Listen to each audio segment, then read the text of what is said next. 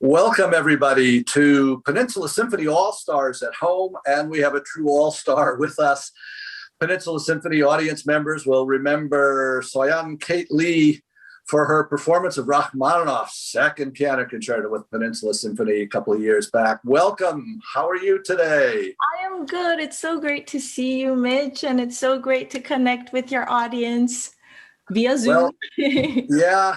We look forward to doing it in person. We'll talk about that later on, but it's great to actually have a human conversation with a real treasured colleague. We hit it off and just had a wonderful time with Rachmaninoff, and there'll be lots more of that to come as things start to look like normal, like they're opening up. Along those lines, and before we hear you play some Debussy, what does the immediate future look like for you? And what are the projects that that you hope will be developing over the next year? Oh, well, this, as you know, we all missed Beethoven's anniversary collectively. Right. And, just this past December, we were asked to do a concert featuring the Beethoven Ninth Symphony transcription by Liszt for two pianos for the Library of Congress. And so we had learned this monumental beast of a transcription. And we were so afraid that it wasn't going to work out. But they ended up wanting us to record this concert in our hall, and then they presented it. And what we would really love to do is actually play this for a live audience. And tell our audience that I have heard the recording, and it is titanic. It is astounding what Liszt did. In fact, transcriptions is going to be a continuing theme of this program because we've got Bach via Busoni, but the Beethoven Ninth is not a piece that's easy to imagine being played just on two pianos. But wow, it's our audience, I hope will have a chance to. This is on the Library of Congress website. Is that available for our audience to listen to? Available. Yes, it will be there forever. And it was such a rewarding, titanic, like you said, just experience to record, to play. And we hope that even though our anniversary season is done, that we'll have an opportunity to present that in person. In the immediate future, some summer festivals are starting to open up in person. So I will be going back to some chamber music festivals that had been canceled. Then my husband and I are both going to the Bowdoin International Festival, where it's a mixture of playing and teaching. So knock on wood that everything will, progress with the vaccines. It's looking very, very much more encouraging. We hope Peninsula Symphony will be back to performing in the fall as well, and trying to reprise a Beethoven program that we didn't get to do as well. What about Music by the Glass? This is a marvelous program that you have been doing in New York.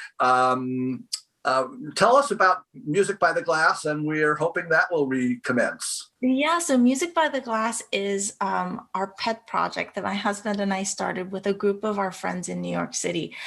So when I say group of friends, these are friends that, we've known outside of our music circles. Lawyers, doctors, and bankers, and all real people we really wanted to bring to love music and who are our age and our generation.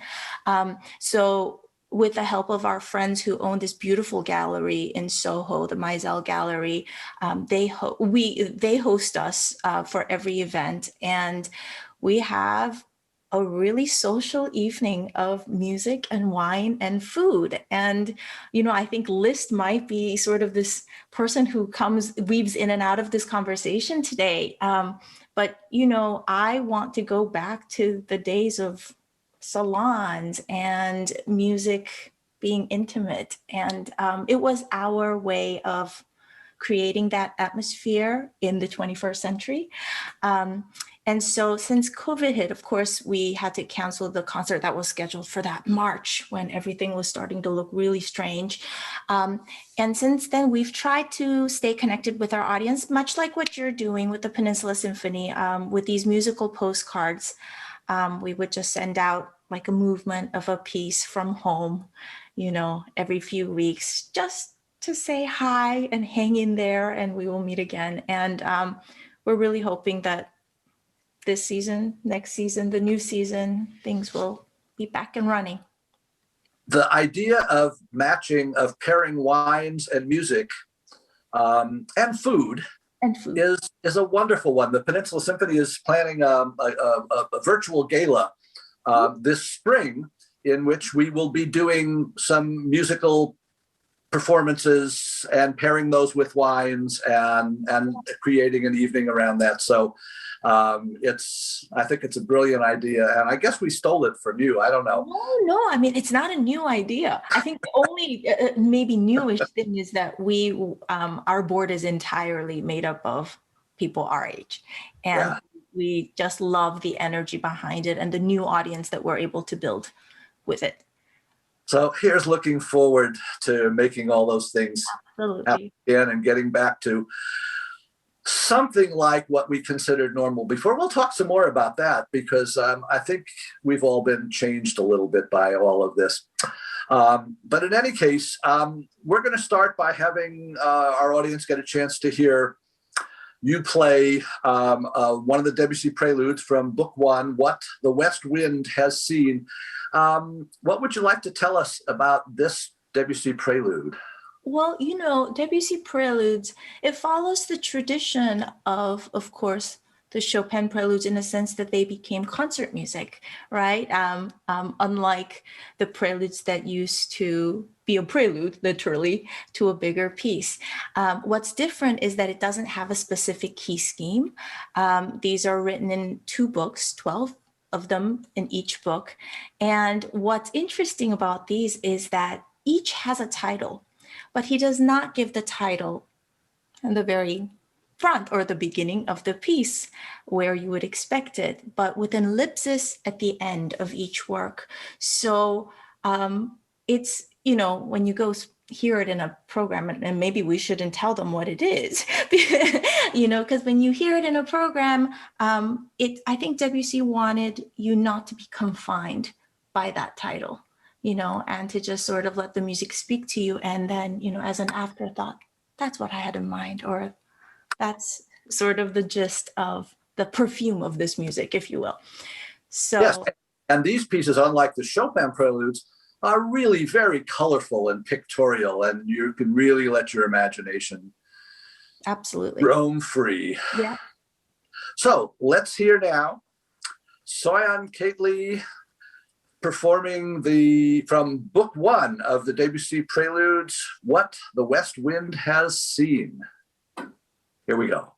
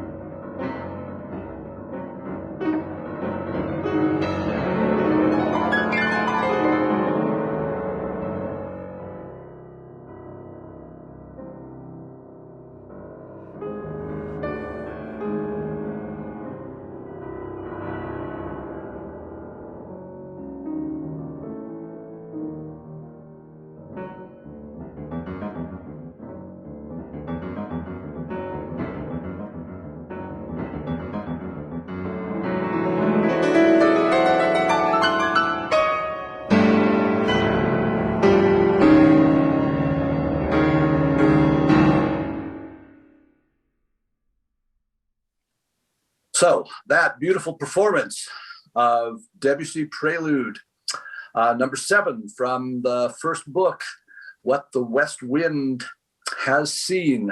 Thank you for that.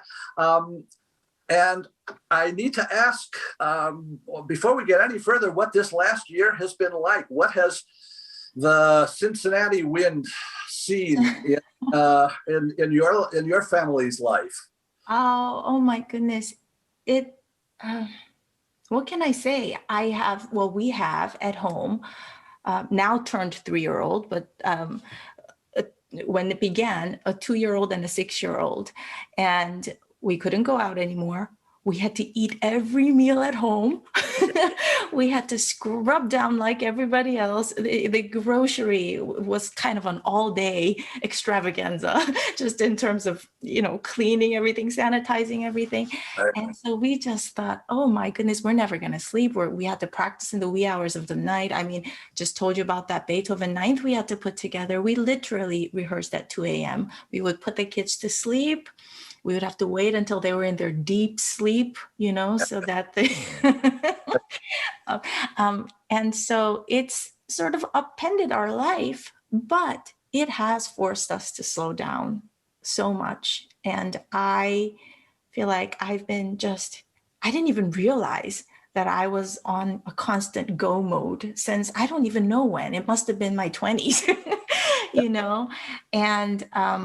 and I realized how much you miss when you're just doing that, Right. And especially when you have young kids. We remember that you were just in the process of having your second child and introducing her to the world. Yeah. when you were with us, and we got to see you practicing with her. Yeah. And this is a crucial part of a young performer and a young woman's life. And so having those kids has certainly been intertwined with your music all along. But I do think that you and Ron have had a big advantage in this. You have each other, you have your pianos, you have your piano duos that you've been able to work on. So you do have, and you have the studio that you're talking to me from right now. Orchestral musicians, chamber musicians who were not able to get together were even more isolated than you. So I suspect that you created a pretty interesting and rich and 2 a.m. in the morning musical world in your household. What was? You know what? I just remember it was about midnight, and we were rehearsing the third movement of the Beethoven Ninth Symphony, and I mean, I don't have to say how amazingly transcendent that music is, but we were sitting here at the dead of night, so quiet, and you hear the just slight noises from the outdoors, and I just felt like, wow, I am so lucky to be here and to be doing this. And I don't know, it has made me appreciate the things that I always knew I had. But, you look at it on a deeper level, even music, you're not just going from concert to concert, trying to prepare this repertoire, that concerto, you really get to sit and chew on it, for a long time without having this end goal in mind of getting on stage and playing. And so that's been also a different experience too. I also learned to cook. So that's my husband is very happy about that. Yeah. So what do you cook? I've learned to cook more Korean food than just fried rice, which was my own repertoire. We've turned actually vegetarian. So that was a big change because it takes a lot more preparation to just figure out what to make, how to make it, how to vary it, and so I've been making all kinds of stews with tofu and, I make all kinds of grand salads. I'll like with sunflower seeds, cake. Well, I think, these things that have enriched our lives over the last year, cooking is certainly a big one, but also, hanging with our family. these are things we will not easily give up. I think you're right. I don't think we're going to all go back to exactly where we were. I think we've all changed in some way. Yeah. And I think what we expect from work and workplaces, I mean, I was able to have so many Zoom guests who were in Europe and elsewhere, so I think the way we connect might be a little different. Yeah. And also you as a couple are in a wonderful position, set up well for COVID. I mean, nobody's set up well for COVID, but with both of you teaching at Cincinnati College Conservatory and both of you having very active performing lives and enjoying performing as a duo, you were, and having the joy of having your kids be available to you more than when you're out on the road touring a lot. Yeah. I suspect is something that that you will really take a lot of sustenance from. Yeah, absolutely. You're right. Yeah. So we'll talk some more about all of that, but I'd like to move to another wonderful recording of yours that I've been enjoying, savoring over the last few days, the Bach-Busoni Chaconne, which we're about to hear. This is a piece of music that I know all too well in its original version with the Irving Klein International String Competition. I've just been listening to, I don't know, maybe 30 different versions of this over the last weeks and months. And I hear it in other competitions that I'm involved with. And of course, it's a standard of the performing repertoire as well. I did a listening club on the Chaconne about 3 or 4 months ago and listened to Shearing and Heifetz and who else did we have? A number of great violinists performing it and comparing it. So and it's the quintessential unaccompanied violin piece in the history of music. There's nothing like it. And I was not as familiar. It's been, many years, decades since I heard the Busoni transcription of this for piano. And hearing that was just so ear-opening, so extraordinary. And I know our audience is going to enjoy this immensely.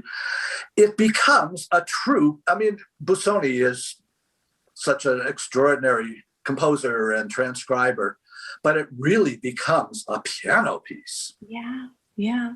I have to say, I it speaks to the wonderful musician that you are, Mitch, that you're a string player, yet you're able to appreciate the Busoni transcription. I know, I mean that because, I'm always a little bit reluctant or hesitant to see what the string players will think of this, my violinist friends. And I think, with this particular transcription, I hope when you all listen to this, I would not like you to approach it as a violin piece. Exactly sort of what you said. It's a new experience. And taking, of course, the old form, but Busoni was famous for saying, well, how come when this whole art of transcriptions and arranging, it was become marginalized, in the early 20th century, he said, why are variations considered such serious works when you're altering the original form, when the original isn't? And of course, Saint-Saëns also said that too, that, what is an overture in an opera if not sort of, rearranging and transcribing all the themes. So it just speaks to your open mind. And I really do think it has a lot to offer as a piano piece. First of all, I'm so glad that I can be a part of this piece through this transcription. it has so many Lisztian moments just in terms of pure virtuosity. Of course, Busoni was really a true heir to Liszt. But I don't feel, at least I hope I didn't give that, because there is something so philosophical and deep about this piece that the essence of it, I hope, has not really changed. It's just the surroundings in how it's presented. It's kind of like taking a concert and putting it in a salon versus a concert hall, you know? Yeah, I find that the overall arc of the piece remained very much the same, but the individual moments, because piano technique, and because in Busoni's transcription, it's powerful technical challenge. Right. Certain passages really sound amazingly pianistic and powerful on the piano, where they have a little different character on the violin. But the overall effect of 14 minutes of interweaving every possible imaginative variation on this bass line, and seeing the whole arc of that over all of that time is just breathtaking. It's breathtaking in a little different way, but it does have that same sense of exhausting of every possible imaginative variant of this thing. It's fabulous. It's just great. So I think it's a great piano piece. And we all know that it's a great violin piece. So at any rate, having said all that, let's listen now to Soyeon Kate Lee performing the Bach-Busoni Chaconne. Here we go.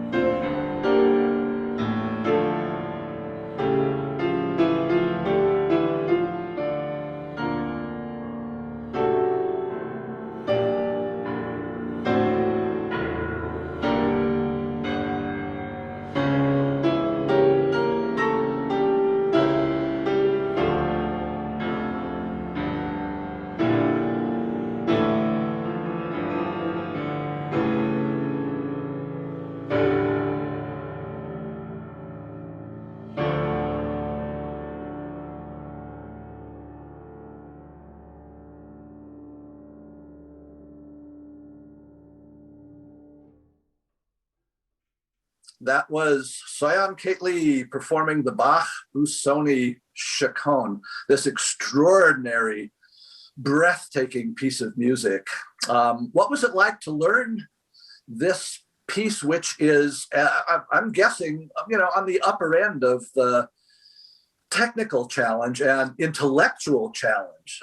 Well, how did you approach recording and studying this piece? Actually, this was one of my COVID returns, because I studied this when I was a student in New York, and it was striking to me how differently I am approaching it now, not too many, but many years later. And I find myself really trying. I think that comes from teaching, because when I was a student, I think I relied so much on my instincts, which I hope were good at the time. But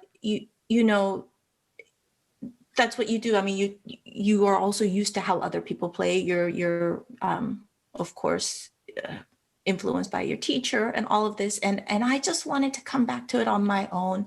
I feel like ever since I started teaching, I take the score so much more seriously. I listen to the violinists playing this, and I try to develop for myself my own version of this piece, staying true to the authenticity of its essence, but trying to also, the technical challenges are quite daunting in this piece. And I think when I had approached it years ago, I just tried to nail it. I wanted things to be on time. I wanted it. And now I feel like, wow, this is such spacious music. Sometimes just the sonic, just breath of this needs time. Sometimes we need time emotionally to understand what just happened. And so I feel like in terms of just pacing, I felt much more, free to let the music be, instead of driving it forward all the time. Yeah. And also, maybe we've been affected, maybe you were affected a little bit by our changing sense of time in these last 13 months. And I think, we give ourselves a little more time. We have less urgency about what we do, even though, we're still pretty busy. You're right. Yeah, it was a really fresh look for me. So yeah. Fresh look at a different look of this old. Right. Yeah, it's all about perspectives. And as a faculty member, as a piano teacher, now you studied with some great teachers, among whom is Jerome Lowenthal, who is a person who I've loved for a long time. Now that you're teaching, do you see that changes how you approach your own playing? Oh yeah, absolutely. I think it's been the biggest. I don't practice as much as I used to when I was a student, obviously, because of kids and teaching, and I still practice. Don't worry. It's kind of strange because I'm able to be so much more efficient. When I have 3 hours, I can get so much more done than I used to be able to with 6 hours back when, and I think once again, when you are a teacher, you are forced to listen so acutely to everything and not let anything go. And I realized that, at least for me, I wasn't listening in that capacity, and now I really am listening all the time, 100%.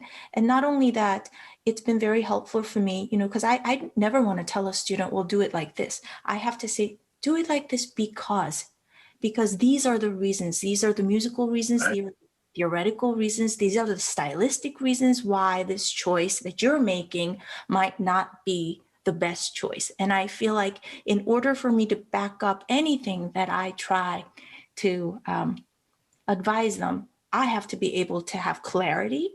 I have to be able to verbalize it, and that's been a huge tool in my own learning. you know. Yeah. Not to mention, we have such a big repertoire that to have 16 students learning all kinds of different pieces, I'm learning all the time, you know. Right. Yeah. So. Right. Yeah. I've always felt that teaching was the best way for me to learn. Yeah. I always have to acquire new knowledge and new perspective to offer students. And also, as you say, when you're listening so intently to the detail of what your student is doing, well, you better do it to yourself too. Exactly. Yeah. Yeah. All right. Well, we're going to get a chance to hear you play another Debussy prelude, this time from the other book, Book 2. I think the official title is Habanera, and it's called The Wine Gate. Tell us about this Debussy prelude that we're going to hear shortly. Well, it's such an amazing piece, but the reason that I wanted to play it was that, I won a competition in Spain in the early 2000s. And the best part of that prize was I had 3 very robust tours of Spain. And I got to visit the Alhambra during one of my concerts in Granada. And this was before iPhones. Otherwise, I would not come back with any, memory left or space in my phone. But I was blown away by the Alhambra Palace. And Debussy's inspiration came from, he'd never been there. And his inspiration came from Dufaya's postcard that he had sent to him with a photo of this wine gate from the Alhambra Palace. So I don't know, it has special meaning for me because I was so moved by that place. And it's amazing that he had never visited because it sounds like a Spanish composer wrote it. He's so at home with this.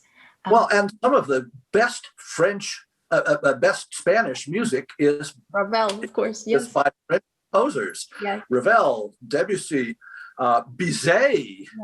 Yeah, you're right. You're right. So it follows quite a tradition. Yeah. Let's now hear Soyeon Kate Lee performing Habanera, Book 2 of the Debussy Preludes, number 3, The Wine Gate. Here we go.